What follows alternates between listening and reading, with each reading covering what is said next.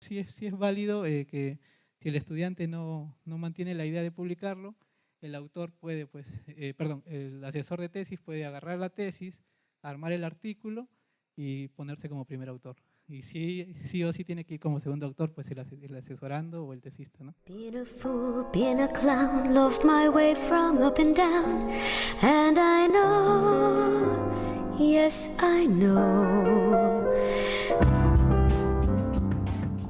Esto es El Espacio Imaginado, una hora de arquitectura.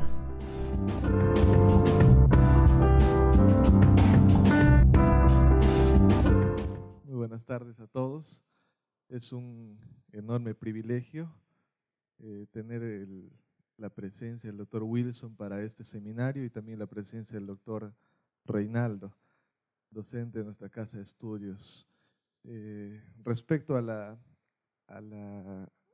seguimiento que se hace de los artículos, pues es un tema que nos interesa, ¿no? Hay muchos estudiantes acá en la facultad que empiezan a hacer investigación y lo dejan ahí, ¿no? Queda como letra muerta. Y en calidad de director de investigación, doctores, les agradezco por compartir sus conocimientos con los que estamos acá, tanto docentes como estudiantes, y sacar el máximo provecho, ¿no? Contribuir para el avance de la investigación de nuestra facultad y en general de nuestra institución. Que Dios los pueda bendecir y que todos los que estamos acá podamos aprovechar estos 2 días de seminario en pautas para la sumisión y seguimiento de artículos. Muchas gracias.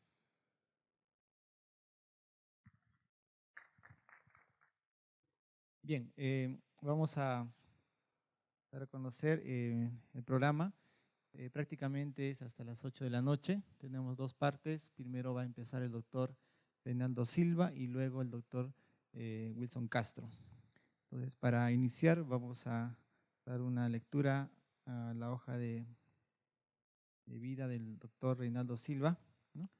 El doctor Reinaldo Silva es doctor en Ingeniería con mención en Ciencia y Tecnología de Alimentos, con experiencia laboral en el área de investigación, investigador de nuevas tecnologías en la ciencia e ingeniería de productos osmo de hidrocongelación, evaluación sensorial y tecnologías emergentes. Él nos va a dar la charla de conductas responsables en investigación. Vamos a recibir con fuertes votos de aplauso.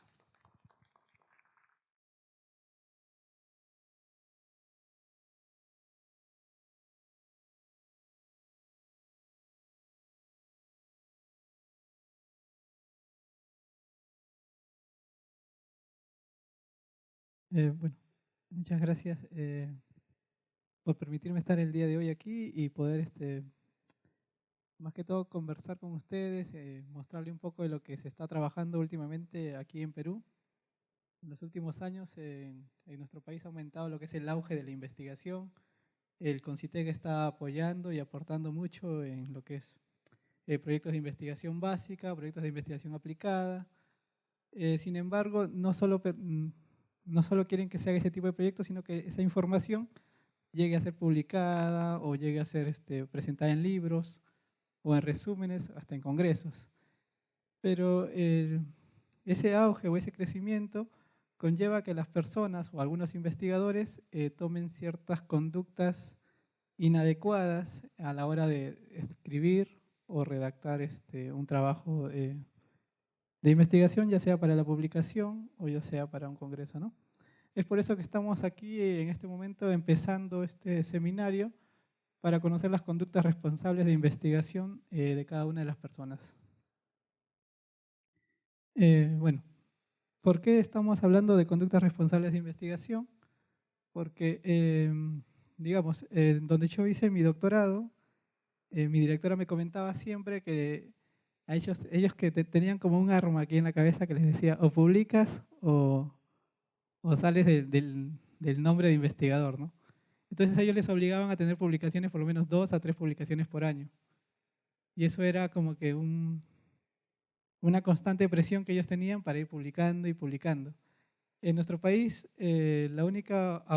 ahorita el único empuje que tenemos nosotros, digamos, lo que estamos tratando de direccionarnos a la investigación, para poder pertenecer a un grupo que se llama Regina, es nosotros tener por lo menos una publicación, es lo único que nos piden, una publicación, ya sea en una revista Scopus o una revista de ese cielo, bueno, que tenga un factor de impacto más o menos llamativo, digámoslo así.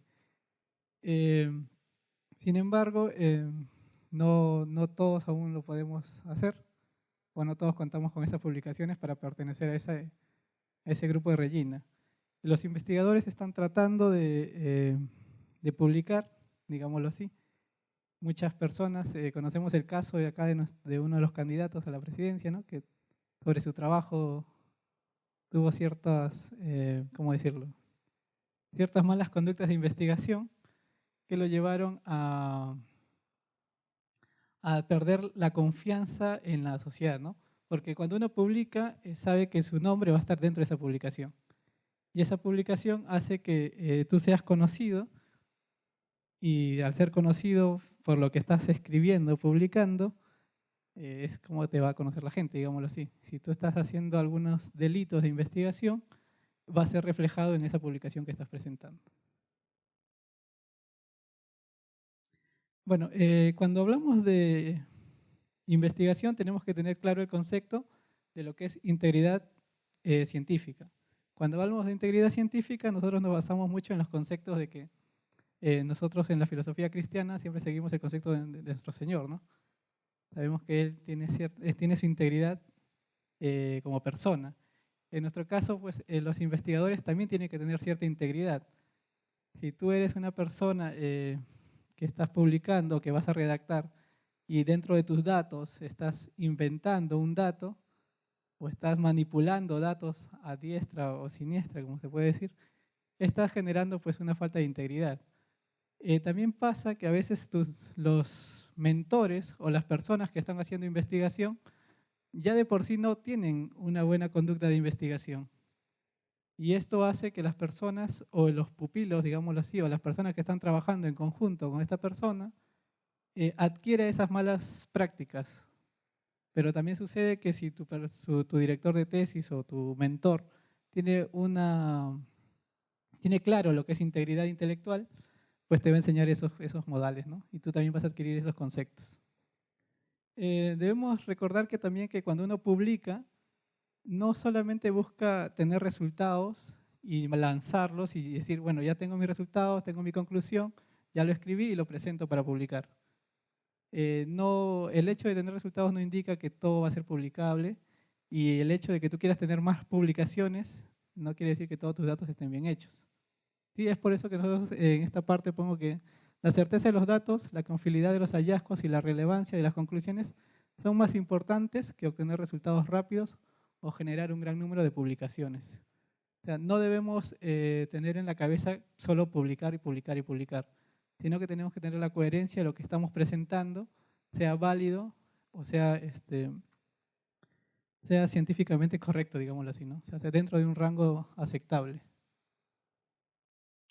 Entonces, al tener más o menos claro lo que nosotros buscamos como una integridad científica, tenemos que mencionar los delitos o lo que ocurre cuando alguien hace una mala, o qué es una mala práctica o una conducta irresponsable de investigación. Se ha definido que existen aproximadamente 93.103 casos, ¿sí?, de malas conductas de investigación. O sea, muchos investigadores, bueno, el número es elevado, pero si vemos la cantidad esencial, esto equivale a un 1,8% de investigadores que tiene o ha tenido esa conducta irresponsable de investigación, ¿sí? Estos en muchos trabajos presentados en Estados Unidos específicamente, donde hay invención de datos, falsificación de datos o plagio, ¿no? La palabra plagio creo que acá en Perú por lo menos es bien conocida por los casos que han sucedido, pero también existe la falsificación de datos y la invención de datos. Bueno, entonces, viendo esto, nosotros vamos a clasificar estos tres delitos de una forma bien específica, ¿no? Vamos a hablar sobre la invención de datos o fabricación de datos, que muchos de los alumnos a veces lo hacen sin querer, digamos, o lo hacen queriendo, ¿sí? porque siempre hay invención o fabricación de datos. Falsificación de datos también es cuando tú manipulas o cambias uno de tus datos. Más o menos esto sucede cuando le aplicas una herramienta estadística a los datos. A veces quieres forzar una significancia, forzar que tus resultados salgan como tú desees, ¿sí? Eso genera, ese es un delito considerado dentro de la conducta de investigación. Y el plagio, que también ustedes ya pues es muy conocido, ¿no? Cuando dicen, estás copiando el texto de otras personas sin citarlo, ¿no? Bueno, empecemos hablando de lo que es una invención o fabricación de datos, ¿sí? Cuando nosotros hablamos de una fabricación de datos, estamos diciendo que estás creando, digamos, estamos haciendo una encuesta y les voy a mostrar diferentes casos. Digamos que ahorita yo quiero saber la edad promedio de este lugar, ¿sí? Y entonces supuestamente voy a buscar un encuestador que va a tratar de hacer todos estos datos. Y el encuestador nunca se acerca a ustedes, simplemente él trae las encuestas llenas. Y tú a partir de esos datos empiezas a trabajar, dices que una edad promedio de lo que estamos aquí son 30, 40 años, ¿sí? Pero en realidad esos datos no fueron tomados, no son datos reales, no fueron tomados con un muestreo, fueron totalmente ni siquiera digamos que existió el azar para poder tomar, sino que la persona simplemente fue y obtuvo los datos así de forma inadecuada, ¿sí? Una mala conducta se puede decir que siempre se da a sabiendas. Uno sabe que está haciendo una mala conducta de investigación, porque no se da la molestia de hacer realmente el concepto de investigación. Él no hace el método científico, ¿no? El método científico no observa, no plantea, no analiza, no concluye. Simplemente inventa datos, fabrica datos y los presenta. Y bueno, en investigación sucede en algunos casos, ¿no? Y en algunos países, y desgraciadamente en nuestro país es uno de los que más presenta este tipo de casos. Bueno, la mayoría, por no decir todos, presentan alguna forma de decir, no, esto no es considerado una mala conducta de investigación. Entonces los investigadores también tienen ciertas pautas que dicen, bueno, esto no es una mala investigación cuando el error es honesto. O sea, cuando tú deberías haber aplicado una herramienta estadística de una significancia del 95% y al final terminas presentándolo con un 99%. Entonces digamos que ese error no es un error a sabiendas, sino que tú aplicaste una herramienta más estadística más elevada para poder presentar tus resultados. Bueno, otro que no es considerado una mala conducta de investigación es cuando hay discusiones entre personas, ¿no? En alimentos, por lo menos cuando hablamos de lo que es deshidratación osmótica y aplicamos los pulsos de vacío, hay diferentes autores que dicen que la presión que se hace dentro de una campana para extraer aire se debe a que los espacios intercelulares de las moléculas de las células permiten más rápida la salida. Y otros no lo atribuyen a eso, sino que otras personas dicen que no, que esa salida de agua que se da de las células se debe por el delta de presiones, o sea que por las diferencias de presiones nos basamos en la actividad de agua. O sea, es un conflicto o diferencias de opiniones para explicar lo mismo que está sucediendo, ¿sí? Entonces eso no es considerado una conducta inadecuada de investigación. Es más, en algunos casos se escriben las dos opiniones dentro del artículo de investigación. Cuando es por negligencia también, porque a veces hay personas que son muy tajantes sobre una opinión y solo quieren dar ese punto de vista, ¿no? Y bueno, las disputas de autoría también sucede mucho que hay personas que trabajan en diferentes grupos de investigación, diferentes instituciones, y no se sabe quién va a ir como primer autor o quién va a ser el responsable de presentar o redactar el trabajo de investigación que se está dando. Debemos recordar que los datos científicos, por usar este término, son sagrados, ¿no? O por lo menos debemos tratarlos de esta manera, ¿no? O sea, lo que te salió son tus resultados que encontraste. No es que porque tú aplicaste un ensayo y ves que no te sale como supuestamente desees que salga, digamos que tú desees que tu crecimiento de un pan sea hasta 30 centímetros, cuando tú vas trabajando, pues tu pan a cierto tiempo crece y después decrece, ¿no? Esa medición es la que tú tienes que reportar dentro de tu trabajo de investigación, que hubo un crecimiento y después hubo una caída. La fabricación de datos, bueno, ocurre cuando los datos o hechos investigativos, valga la redundancia, son inventados, ¿no? Uno inventa los datos y, bueno, les voy a mostrar un caso. Bueno, esto también es un caso de intento de registro de llamadas para conocer cuántas personas daban a luz, ¿sí? Y tenían cierto riesgo las madres después de dar a luz. Lo que hizo fue que se publicó en una revista donde se decía que el 80% de las madres tenían riesgo después de dar a luz. Y pues al investigador le pareció un poco elevado la cantidad de madres que tenían ese riesgo. Basado en eso, hizo la investigación o llamó a la encuestadora y se dio cuenta que la encuestadora lo único que hizo fue llamar por teléfono a las madres para preguntarles si es que realmente tenían enfermedades o no. Y en algunos casos pues las personas respondían o cualquier cosa o simplemente decían no, sí, sí, sí, para terminar la llamada, simplemente para colgar la llamada. Y bueno, eso fue uno de los casos que lo único que hizo fue, en base a la respuesta primera que daban las madres, se sabía o no se sabía que tenía una enfermedad, ¿no? También se fabricó datos en la respuesta de un cuestionario de más de 50 personas, ¿sí? Que tenían trastornos sanguíneos. O sea, tampoco se realizó la encuesta a estas personas, sin embargo se presentaron resultados de que 50 personas o 50 sujetos tenían enfermedades de trastorno sanguíneo.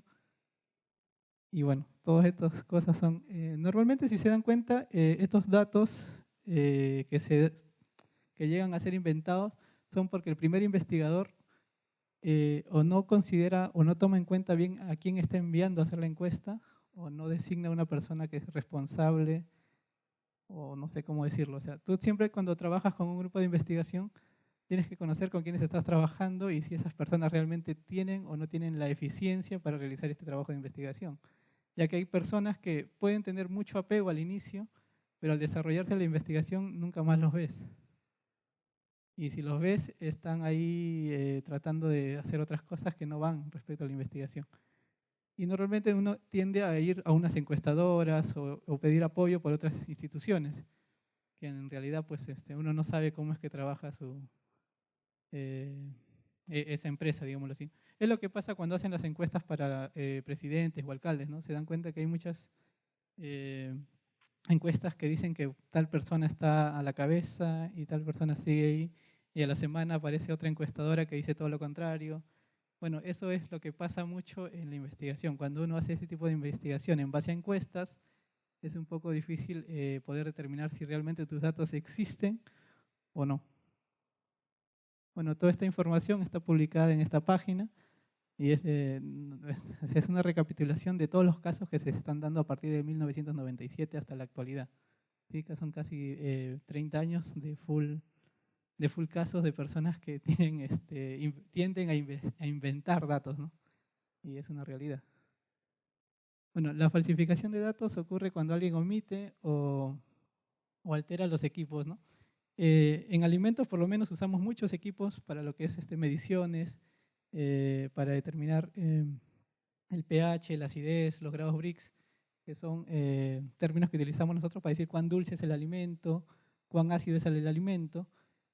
Y a veces en vez de poner la marca del equipo, ponemos solamente la serie del equipo. O si pones la marca del equipo que realmente no tienes acá y que es de otro lugar, ¿no? En el caso de, en mi caso, digamos, ahí sí cometí yo un error en lo que es la redacción, porque estaba usando un colorímetro que supuestamente la marca era Cónica Minolta, pero cuando yo lo estaba escribiendo le había puesto CRC, que es otra marca. Entonces, esa es una falsificación. Uno tiene que darse cuenta que cuando uno está nombrando o citando el equipo que estás utilizando y puede ser reproducible en otro país, porque si yo mido el pH aquí de una leche y lo envío después a Estados Unidos, si ellos miden esa misma leche y usan el mismo equipo para medir el pH, pues tiene que salir el mismo resultado. O usan un HPLC o no sé, un texturómetro, algo para medir la firmeza, la dureza, Si utilizas el mismo equipo, los resultados tienen que ser muy similares, por lo menos, siempre y cuando ambos equipos estén calibrados. Si tú cometes esa omisión o estás haciendo esa falsificación de datos, no estás no estás siguiendo una ética de investigador, no estás asumiendo una conducta irresponsable prácticamente. Bueno, esto es en Perú. Hay 10 casos de falsificación de documentos detectados por la SUNAR, ¿sí? En lo que va del año. O sea, ahorita supuestamente 10 casos, pero suena poco, pero 10 casos de falsificación es bastante realmente encontrarlo. Y el plagio, bueno, el plagio ya es algo también muy conocido para ustedes. Es más, creo que algunos estudiantes utilizan el término plagio cuando van a hacer algunos apuntes, digámoslo así, sin citar, ¿no? En el caso de investigación, cuando hablamos de plagio, estamos diciendo que estamos capturando la idea o la conclusión o el resultado de otra persona sin darle el correspondiente crédito, ¿no? Es como que ahorita yo cito al doctor Wilson y, bueno, ni siquiera lo cito, sino uso una frase que él ha redactado de un artículo, lo pongo dentro de mi publicación y no lo cito, ¿no? Lo dejo, o sea, le quito el crédito de sus resultados. Recuerden que cuando ustedes hacen un control-C o un control-V, como lo quieran decir, lo primero que se hace es copiar esa idea, parafrasearla un poco y después citar al autor que estás mencionando. Porque si no es como que no estás haciendo un plagio, ¿no? Bueno, hay diferentes casos que les estoy presentando donde muchas personas han plagiado o han copiado diversos trabajos, ¿no? Por lo menos en Estados Unidos se han encontrado diversos casos. Un profesor universitario tuvo que renunciar a su empleo, ¿sí? Porque como profesor, debido a que la propuesta de proyecto de investigación que estaba presentando a la NSF, que viene a ser como el CONCITEC acá en nuestro país, era la propuesta o el proyecto de otra persona. ¿Sí? O sea, hay casos muy graves como que, por lo menos en Estados Unidos, que ya tienen una dirección, o es un centro de políticas de investigación. Cada error cometido, digamos, en lo que es invención de datos, falsificación de datos o plagio de datos, conlleva consecuencias. En nuestro caso, en nuestro país todavía no está muy reglamentado, pero si a ti te detectan haciendo un plagio o una falsificación, lo primero que te hacen es quitarte el cargo que tienes, ¿no? Y si estás como docente, pues lo primero que te hacen es separarte de la docencia. ¿Sí? Si estás como director de un proyecto, también eres retirado del proyecto. Y bueno, también hay 2 investigaciones universitarias habían plagiado en 4 propuestas de investigación. Normalmente el plagio se da siempre a partir de los proyectos de investigación o a partir de los artículos de investigación. Muchas de las personas tienden a copiar algo sin citar a la persona. Y no es que no es que sea algo complicado, uno lo hace adrede, o sea, uno lo hace a propósito. Porque lo único que tienes que hacer es copiar lo que está diciendo esa persona, parafrasear lo que está diciendo y citarla. O sea, no es cosa de otro mundo. Es simplemente como que agarras la Biblia, digámoslo así, y escribes la frase Jesús lloró y lo único que haces es poner lloró Jesús, ¿no? Y citarla, Mateo tal, tal, tal. ¿Sí? O versión Reina Valera. O sea, es agarrar el trabajo que alguien está realizando, nuevamente digo la palabra, parafrasear lo que está diciendo y presentar y citar al lector de forma adecuada, ¿no? Un artículo de revisión sobre los avances del uso de cultivos de biocombustibles modificados genéticamente para aumentar la producción de etanol se retractó en la revista Nature, que ya la mayoría conoce. Nature es una revista muy de alto factor de impacto, porque el autor robó la mayor parte de un párrafo, parafraseado sin atribución. O sea, en este caso el autor sí hizo las cosas, ¿no? O sea, el autor tomó el texto de otro paper, lo parafraseó, pero se olvidó citar al autor, digamos, entre comillas, ¿no? Se olvidó citar al autor. Entonces, por ese accionar que hizo, la revista al final tomó el artículo y lo retiró de la publicación. Bueno, esto ya es un caso un poquito exagerado, pero se los presento para que se conozca lo que sucede en las grandes ligas, ¿no? No se ve. Si se dan cuenta, el título es lo mismo en ambos artículos, ¿no? Ah, sí, sí, sí.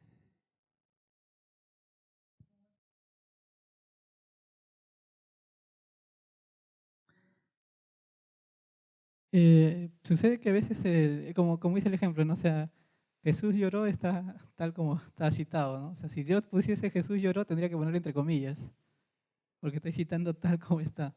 Ahora, si yo lo parafraseo, es lloró Jesús, ¿sí? Entonces, cuando tú pasas las revistas o las editoriales, tienen diferentes software, ¿no? Uno muy conocido acá en la universidad es el Plagio Scan, ahorita que estamos trabajando. Sin embargo, hay diferentes software que lo que hacen es tratar de reconstruir la oración principal. ¿Sí? Hacen un juego binario y empiezan o sea, buscan palabra por palabra. Entonces lo que hacen es llevar tus palabras a lo que estás diciendo ahí. Y si no parafraseaste de una forma, en este caso Jesús lloró, lloró Jesús, es muy fácil de detectar. Es por eso que también se puede, ¿no? Se puede encontrar este tipo de plagio, ¿no? Y bueno, aquí este plagio fue muy evidente porque, como le estaba comentando, el título es lo mismo, ¿sí? Comparación del comportamiento, de rendimiento, del corte de las semillas, y lo único que cambia es el material, ¿no? La materia prima. Sí, acá trabajan con eucalipto y allá trabajan con carapa. O sea, ¿sí? Y lo peor de todo es que no solamente el título es igual, sino que el resumen también es igual. El abstract tiene el mismo contenido y lo único que cambian es el nombre científico, ¿no? de los productos. Y este trabajo fue publicado, no es que no llegó a publicarse, sí fue publicado en el Forest Science y en el Science en el volumen 335. ¿Sí? O sea que a veces también sucede que las personas a veces los mismos editores, por el fin de tener publicaciones tras publicaciones, no se dan la debida revisión. Pero la cosa es que esto no solo queda aquí, sino que una vez que la gente descubre o encuentra que se está sucediendo este tipo de cosas, cuando encuentra este tipo de cosas, la revista tiene la potestad, porque tú firmas un compromiso antes de presentar tu trabajo a la evaluación, de que si sucede esto, la revista puede retirar tu trabajo, tu publicación. Es más, la elimina de la base de datos. Si ustedes revisan en algunas revistas, no me he percatado si en ese cielo, pero lo que sí pasa en Science Direct es que hay algunas publicaciones que los títulos tienen una línea. ¿Sí? Esos trabajos que tienen una línea en una publicación es que han sido retirados. ¿Sí? O sea, se les encontró plagio o se les encontró falsificación de datos o invención de datos, digámoslo así, y son retirados de la revista. Y después la misma editorial manda un aviso, ¿no? de que ese artículo ha sido retirado por tales motivos. Y lo especifica de pies a cabeza qué es lo que le pasó a ese artículo, ¿no?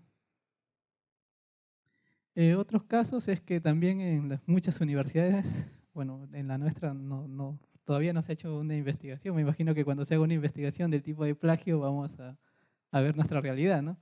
Pero en Estados Unidos por lo menos se ha hecho una investigación donde se encontró que 40 tesis de maestría y de doctorado ya, fueron plagiadas, ¿no? Fueron plagiadas de años anteriores, ¿no? O sea, usaron tesis de 1980, digamos, o de 1960, y ahora en la actualidad, pues, tú copias o sea, encontraste plagio en la introducción, encontraste plagio en el marco teórico, encontraste plagio en los resultados y discusiones. Y cuando ya hablamos de tesis de maestría y doctorado, pues el plagio no puede ya darse de esta forma, ¿no? Pero aún así existe, ¿no? La consecuencia de plagiar en una tesis de maestría o de doctorado es que automáticamente uno pierde el grado que está obteniendo. En otros países es así, ¿no?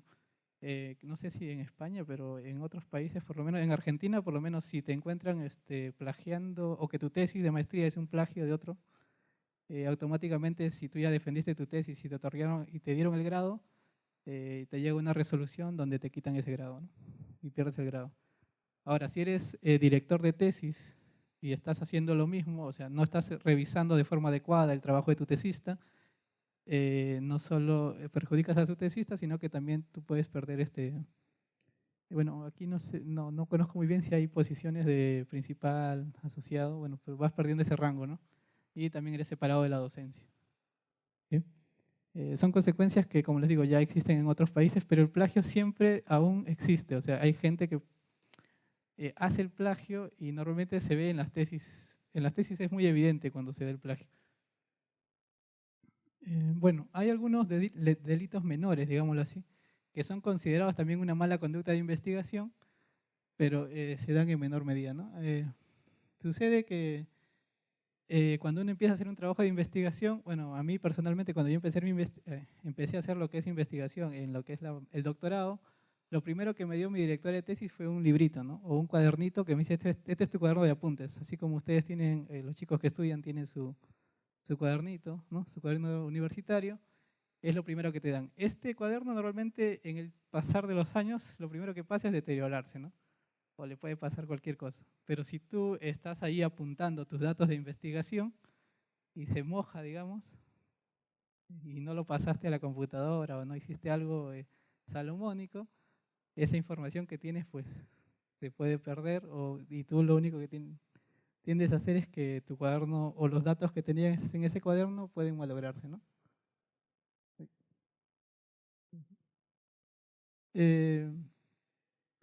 Otro problema que también es considerado una mala conducta, digamos, de investigación es cuando no reconoces los hallazgos de otra persona. O sea, digamos, ustedes encontraron que, basémonos en alimentos, disculpe que me base en alimentos porque es el área que domino, ¿no? En alimentos, digamos, yo encontré que el pH y la temperatura afectan en la elaboración de yogur, pero tal persona, digamos, encontró que no, que solamente es la temperatura. Entonces, basándose en eso, yo por el conflicto que tengo en mi investigación y por querer decir que sí o sí influye el pH y la temperatura, trato de, no considero la opinión de la otra persona. Cuando utilizas los datos erróneos también, sin reconocer las limitaciones, dense cuenta que cuando ustedes hacen un estudio en un rango determinado, en el caso de lo que es mediciones de antocianina, mediciones de carotenos, de proteínas, digámoslo así, tu equipo siempre tiene cierto rango o cierta luz que va a determinar. Y digamos que a bajas concentraciones no lo va a poder hacer. Si tú utilizas ese equipo y sabes eso y aún así te sale un resultado un poco dudoso, bueno, es una mala conducta de investigación que estás realizando, porque sabes que tu equipo tiene esa limitación y aún así no lo estás tomando en cuenta, ¿no? Bueno, conflicto de intereses, también el no querer compartir los datos. Los peruanos tenemos esta tendencia, ¿no? O sea, no compartimos mucho la información. Somos muy cerrados en ese aspecto. Me imagino que lo van a pasar los que salen a otros lugares, es que las computadoras no tienen contraseña en otros lugares. Y tu información es la información para todos.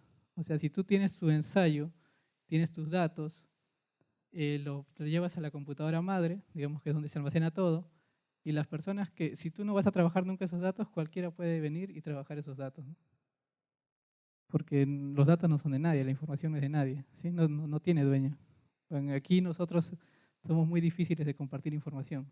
Es muy difícil que alguien que tenga una información se dé la molestia de pasarle a otro. Y bueno, también es otro, ¿no?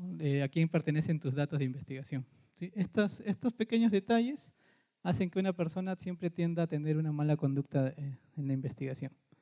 Otro detalle es que sucede que nosotros siempre citamos trabajos y no sabemos si realmente hemos leído ese trabajo, ¿no?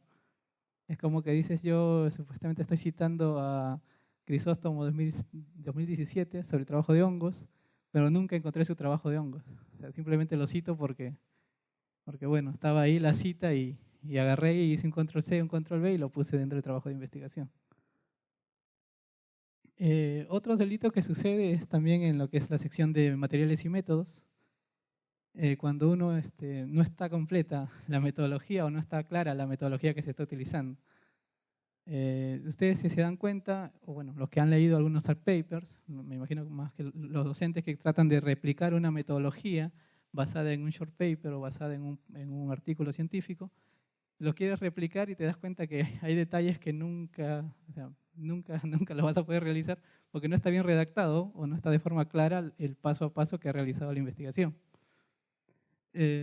Otro problema que pasa es que a veces uno no especifica los valores que está trabajando, ¿no?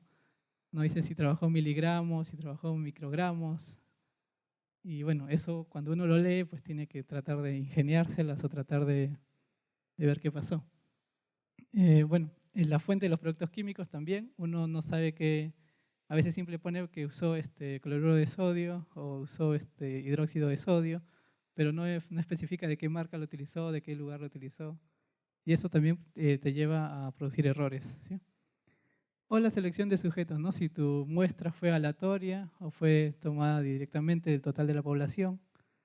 Y bueno, esos detalles son los que generan algunos problemas en lo que es las conductas de investigación, ¿no? En los resultados, los análisis estadísticos son correctos, o sea, aplicaste una estadística adecuada, o sea, estuvo bien aplicar un DCA, estuvo bien aplicar un DCA, estuvo bien aplicar un factorial, un superficie respuesta, un diseño Taguchi. ¿Es adecuado o no es adecuado aplicarlo? Y si lo estás aplicando, ¿por qué lo estás aplicando? También sucede mucho que a veces tienes tantos resultados y lo único que haces es publicar los resultados que te parecen que son buenos, ¿no? Y no publicas lo que son malos, digamos. O sea, lo que supuestamente para ti es importante es lo que publicas y lo que no te salió no significativo no lo publicas. En realidad la publicación tiene que ser de lo significativo y no significativo que te ha salido en la investigación. Y bueno, algunos utilizan lo que es el cambio o jugar con la estadística en base a la significancia. No sé si se han percatado, muchos de los docentes me imagino que sí, que a veces en los artículos figuran que el p-value es de 0,05 y después aparece el p-value de 0,01 y después el p-value de 0,0001. Y, o sea, realmente en una publicación uno no puede presentar pues ese tipo de cosas. Solamente tienes que definir con qué parámetro vas a trabajar. Si vas a trabajar con el 95% de error, con el 90% de error o 99% de error, ¿sí? Aquí vamos a ver un ejemplo también de una gráfica. Uno a simple vista puede decir que hay diferencias en este resultado, ¿sí? Porque ves que la tercera columna es la más pequeña, ¿no? La tercera barra es más pequeña y las primeras dos barras son muy similares. Pero el resultado original es de esta manera, ¿sí? ¿Se percatan de lo que está pasando aquí? ¿Algunos se dio cuenta o todavía? O sea, los resultados originales son de esta manera. Uno no, en sí no hay diferencias significativas, pero los autores lo presentan de esta manera. O sea, solo presentan la parte, bueno, no se ve, pero solo presentan de 300 para arriba, ¿sí? O sea, le quitan la escala desde abajo y le ponen de 300 como punto cero. Y bueno, y ahí supuestamente es donde aparecen las diferencias significativas. Pero en realidad no le existen, o sea, no es real. Juegan con el gráfico solamente para que se pueda observar diferencias. Bueno, la revista Elsevier, una de las páginas, una de las editoriales que es bien reconocida es la del Elsevier, te habla de fraude de investigación y bueno, siempre te va a hablar de los dos términos, de fabricación de datos y falsificación de datos. Y últimamente se está hablando también mucho de lo que es la falsificación de imágenes de datos, ¿sí? La manipulación de datos netamente sí es una inmoralidad, es una falta de una conducta científica adecuada, no hay integridad científica y lo mismo que la manipulación de imágenes de datos, ¿sí? Y el Elsevier te da toda una recomendación de que te dice qué es manipulación de datos, es modificar o cambiar o omitir datos, ¿sí? Y en el caso de manipulación de imágenes es el alterar una imagen dando lugar a una transgiversación de los datos. Y te explica paso a paso qué es lo que se tiene que hacer, qué es lo que pasa y te da las consecuencias de lo que puede suceder por presentar una publicación con este tipo de falsificaciones, ¿sí? Abajo te dice que cualquier duda que tú tengas sobre lo que es el concepto de manipulación de datos o falsificación de datos, puedes consultar a un profesor investigador o escribir directamente a la revista que ellos te pueden aclarar todos los problemas que puedes encontrar. En cuestiones de auditorías, sucede siempre que en una investigación uno busca quién va a ser el primer autor, el segundo autor, o bueno, y quién es el último autor, ¿no? Normalmente se sabe que el primer autor es quien hizo la investigación, ¿sí? Eso todos creo que lo tenemos bien en claro. Pero el último que va en la publicación, ¿quién crees que es? ¿El que hizo menos? Claro, normalmente las personas tienden a pensar que la última persona es quien hizo menos, ¿no? Pero en un artículo científico, el último autor es el director de la investigación o el asesor de investigación, ¿sí? Es el que dirigió todo ese artículo que ustedes están viendo ahí. Y las personas que van en espacios intermedios, pues son las personas que han ayudado dentro de la investigación. Tenemos un caso, el caso de Matthews, ¿sí? Matthews descubrió al famoso Australopithecus. Y si él lo descubrió, ¿ustedes qué creen? ¿Que él debería tener o no debería tener la autoría? Si él descubrió el Australopithecus, ¿debería tener o no debería tener la autoría? Bueno, sucede que no se la dieron porque Matthews era un niño, ¿no? Cuando lo descubrió. ¿Sí? O sea, Matthews, al ser un niño, no le corresponde la autoría. Hay muchas objeciones sobre esto todavía porque él fue el autor, o sea, él lo descubrió. Pero te dicen que para poder ser primer autor o para poder tener los datos necesarios, uno no solo tiene que hacer el descubrimiento, sino tiene que explicar a qué se debe el reconocimiento del Australopithecus. Bueno, en lo que se basa lo que es autorías, uno siempre tiene que pensar que el grupo que está realizando esto tiene que tenerlo definido ya desde primer lugar, ¿no? O sea, ya armé el proyecto, voy a realizar tal tipo de investigación y defino que en esta publicación va a ir tal persona como primer autor y los demás siguen y después el asesor, ¿no? O el director de trabajo de investigación. Actividades como redactar las cosas o pasar tus resultados del cuaderno a la computadora o hacer la encuesta o actividades mínimas, pues no deben ser consideradas como para ser llevados dentro del trabajo de investigación, ¿no? O sea, yo porque hice una llamada para que vengan a abrir el laboratorio, ya pertenezco a la publicación, no. ¿Sí? No porque fuiste a traer la llave para que abran el laboratorio, o prendiste el HPLC o prendiste un equipo, ya tienes derecho a ser parte de la publicación. ¿Sí? Hay cosas que no corresponden. Lo que sí discutíamos nosotros era si una persona, digamos, en el caso específico de una mujer, está dentro del grupo de investigación y se embaraza dentro del proceso de la investigación, esa persona debería ir o no debería ir dentro de la investigación. Entonces, algunos son muy tajantes, nos dicen que si dejan la investigación, si se embarazan, pues no van en la publicación. Y hay algunos que sí, pues nos dicen que es un proceso natural, que una mujer se embarace durante este proceso, entonces sí consideran que es necesario que vaya en la publicación. Esto depende mucho, por eso le digo, de la integridad de la persona en lo que es redacción, ¿no? En lo que es investigación, perdón. Las autorías múltiples tienen muchos beneficios, ¿sí? Porque si tú trabajas, digamos, nosotros ahorita estamos contactando con el doctor Wilson, que viene de la Universidad Privada del Norte, entonces ya estamos haciendo una colaboración de dos instituciones. Pero cuando uno está trabajando también de esta forma, conlleva tener un problema porque no puede ser fácil, ¿sí? O sea, yo puedo tener con él un convenio para poder seguir investigando, pero cuando yo deseo armar un proyecto más de mi área, digámoslo así, podemos tener problemas. Y al tener esos pequeños problemas, en vez de seguir creciendo con la investigación, esta se puede reducir, ¿no? Y puede generar conflictos que nos conllevan a tener desacuerdos en el armado del proyecto, o quién es el dueño de los datos, ¿no? ¿A quién le pertenecen los datos? Si a la Universidad Privada del Norte o a la Universidad Peruana Unión. También tiene ciertos riesgos trabajar de manera colaborativa, ¿sí? Y lo mismo puede pasar cuando trabajas con una universidad de Argentina, de Brasil o de Chile, o sea, siempre vas a tener ese pequeño conflicto de intereses. Bueno, ¿en qué constituye la autoría? Ya lo habíamos hablado, de las personas el orden en el que van las personas. Bueno, ¿quién es un autor? Sucede que hay digamos, por lo menos en Estados Unidos, en lo que es ciencias políticas, el director de tesis nunca puede ser primer autor, ¿sí? O sea, si uno está trabajando en el área de ciencias políticas y quiere publicar un artículo, el primer autor siempre va a ser el asesorando. Pero cuando estamos trabajando ya en otras áreas, psicología o nuestras áreas de investigación, ingeniería u otras, sucede que el tesista publica su tesis y desaparece, digámoslo así. Entonces, lo que nosotros buscamos como asesores de tesis es que por lo menos salga una publicación a partir de esa tesis. Si el tesista no tiene la intención de hacer una publicación o un trabajo de investigación para ser llevado en una revista. Al pasar un año, el director puede asumir, redactar el artículo y ser primer autor, ¿sí? Porque el tesista no manifiesta el interés adecuado o simplemente lo dejó.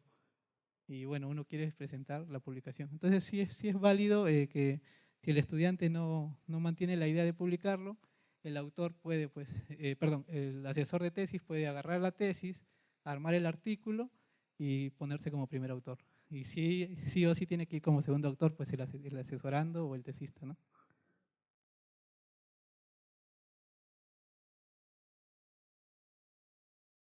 Dudo que pase algo así, pero en el caso de que el asesor no quiera que salga el artículo es porque debe considerar que el trabajo no es adecuado, ¿no? Y la revista pues también te lo va a decir. Sí, o sea, lo más probable es que pase eso, porque no porque el asesor agarre el trabajo de investigación ya este también va a ser publicado, no, tiene que pasar un filtro por la editorial y lo primero que hace la editorial es revisar si tu artículo vale la pena o no vale la pena ser publicado. Bueno, hay un montón de casos sobre investigadores que ya han tendido a estas malas conductas de investigación, ¿sí? Muchos, vamos a decir, digamos que el 60% digamos, producen fabricación o falsificación de datos, el 36% ha cometido plagio, el 37% no reportan si hicieron plagio o si falsificaron datos o si inventaron datos. Pero este total equivale solo al 8,7% de los investigadores en total. O sea, del 8,7% de los investigadores que han tendido esta conducta, el 60% fabricó datos, el 36% plagió. ¿Sí? Bueno, también hay otro estudio, también no muy lejano, digámoslo así, del año 2009, donde también presentan más casos, ¿no? Que siempre se da lo que es fabricación de datos y falsificación de datos. Normalmente otro factor que siempre tienden las personas a hacer es el plagio. Y el plagio es simplemente copiar algo, lo pueden o no lo pueden parafrasear, pero nunca citan al autor. Bueno, este es un caso ya donde hay 64 publicaciones retiradas de la revista de Nature porque cometieron plagio, ¿no? Entonces, como les comenté hace un momento, la revista lo que hace es retirar el artículo de la página oficial y les pone una línea, ¿no? Sobre el título le pone una línea roja, ¿no? Y bueno, uno ya sabe que ese artículo ha sido retirado por haber cometido una mala conducta de investigación. En otra revista se ha encontrado que se han retirado 250 artículos, ¿sí? Porque en este caso no fueron retiradas porque cometieron plagio o porque inventaron datos, sino que se retiraron porque, supongamos, yo envío mi artículo para la revisión de una persona X, y ustedes saben que la editorial tiene su cuerpo editorial, y ese cuerpo editorial es el que revisa la revista para aceptarla o rechazarla. Pero sucede que este cuerpo editorial nunca existía, ¿no? O sea, eran investigadores que daban un nombre determinado y simplemente ponían trabajo aceptado, y no pedían ni modificaciones ni nada por el estilo. Bueno, siempre es lo que les voy a decir, es publicar o perecer en el intento. Uno va a publicar si realmente tiene la ideología de publicar, tiene la mentalidad de escribir, empezar a... Escribir no es fácil, no se puede escribir de una forma muy prolija, pero bueno, uno empieza a hacerlo en función a lo que va desarrollando cada día, ¿sí? No hay siempre conversamos acá con algunos docentes que no hay creo que es muy difícil que alguien te enseñe a escribir un paper. Uno lo va aprendiendo en el camino. Bueno, una de las formas que uno puede concluir, digamos, una mala conducta de investigación basado en no cometer plagio, en no cometer invención de datos o no fabricarlos, es también porque uno puede tener razones personales, ¿no? O sea, yo voy a hacer algo malo sabiendo, o tengo un interés económico, y ahorita puede pasar mucho en nuestro país porque ser docente e investigador, creo que es la categoría que se está dando, no solo es un título que te van a dar como docente investigador, sino que te van a dar un aumento de sueldo que corresponde al 50% de lo que estás ganando. O sea que ser docente investigador ahora en Perú, pertenecer a Rechina, tiene un plus o tiene un interés económico. Y bueno, hay muchas personas que ya lo empezaron a ver de esa forma y empiezan a buscar lo que es generar publicaciones o generar artículos de investigación. Y bueno, otro también es que el reconocimiento personal, ¿no? Por mejorar tu ego, ¿no? O sea, decir yo publico. Y a veces eso conlleva también pues, a una mala conducta de investigación. Bueno, las conclusiones que podemos encontrar a partir de esto es que necesitamos levantar bien algunas observaciones sobre los científicos, ¿sí? No todos los científicos tienen una buena conducta de investigación, no todos se dan la molestia de citar o no citar a los autores, crear guías, crear códigos de conducta responsable, porque los alumnos a veces no saben que están cometiendo una conducta inadecuada de investigación. Es más, tú le puedes pedir que te haga una monografía y la van a bajar de cualquier página de internet, El Rincón del Vago, monografías.com, qué sé yo. Utilizan diferentes fuentes que uno mismo no... O sea, de verdad que a veces el mismo alumno lo que hace es un control C y un control V, y para él es normal, o sea, es normal lo que está haciendo, no se da cuenta que está cometiendo una mala conducta de investigación. Por lo menos si estás copiando tal como es, ponlo entre comillas. O si vas a parafrasearlo, pues cita al autor. Y eso es lo que pasa, ¿no? Sería bueno que la universidad por lo menos empiece a implementar ese tipo de guías para poder mejorar estas cosas, estar consciente de los factores que causan una mala conducta de investigación. A veces tu mentor es el que te conlleva a hacer eso, ¿sí? Porque no te guía. Y bueno, promover mecanismos de protección para que las personas, si alguien está plagiando tu trabajo, pues tengas un respaldo sobre que estos no lo vuelvan a cometer o te citen por último, ¿no? Bueno, muchas gracias por su atención.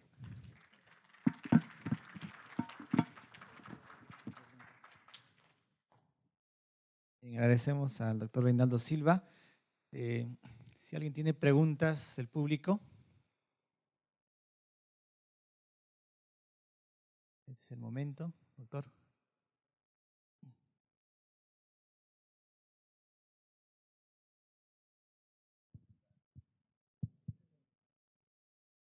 Bueno, hace 3 meses. Sí, hace 3 meses creo que la universidad ya cuenta con el software PlagioScan, que es o sea, tú pides un trabajo de investigación, digamos, a los alumnos, o tú mismo estás haciendo una redacción y puedes pasarlo por este software y te dice en qué porcentaje tu trabajo ha sido copiado o tiene plagio de otros trabajos de investigación. Y la ventaja de este software es que no solo te dice qué porcentaje tiene de plagio, sino que te cita de dónde lo está sacando. O sea, te dan el link de la página, te dan la revista de donde lo está sacando y bueno, tú puedes darte cuenta pues que está haciendo o un plagio al 100% o está tratando de parafrasear. Que es muy bueno, que me imagino que muchos de los docentes ya lo están empezando a aplicar bastante en lo que es investigación 1 o tesis 1 y 2, ¿no?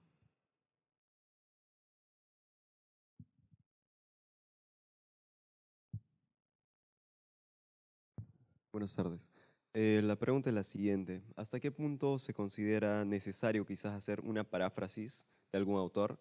Si con esto quizás yo vaya a cambiar la interpretación que el autor originalmente estaba dando acerca de un hecho.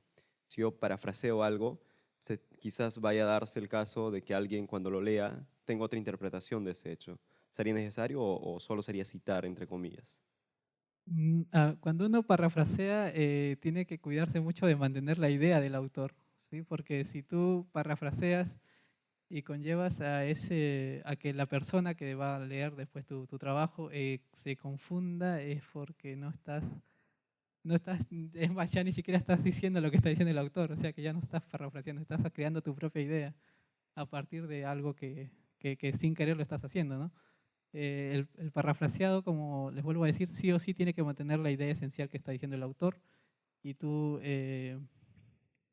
tienes que, digamos, transformar eso solamente, es cambiar el léxico nada más de lo que estás haciendo, o sea, como te digo, es invertir órdenes o usar nuevos vocablos, digámoslo así, o nuevas conjeturas dentro de ese trabajo, pero no cambiar la idea del autor, porque si cambias la idea del autor, ya no hay necesidad ni siquiera de citarlo ya, porque ya cambiaste la idea.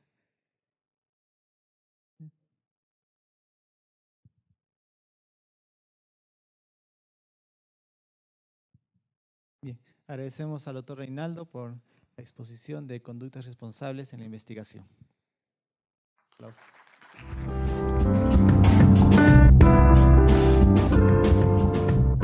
Esto fue Espacio Imaginado. Si te gusta este show, síguenos en Twitter o en Instagram @cineaupU o en Facebook como CineaUPU. Visítanos en nuestro blog cineablog.wordpress.com. También un like o suscripción nos ayuda mucho. Encontrémonos en el próximo Espacio Imaginado. Being a fool, being a clown, lost my way from up and down. And I know, yes I know,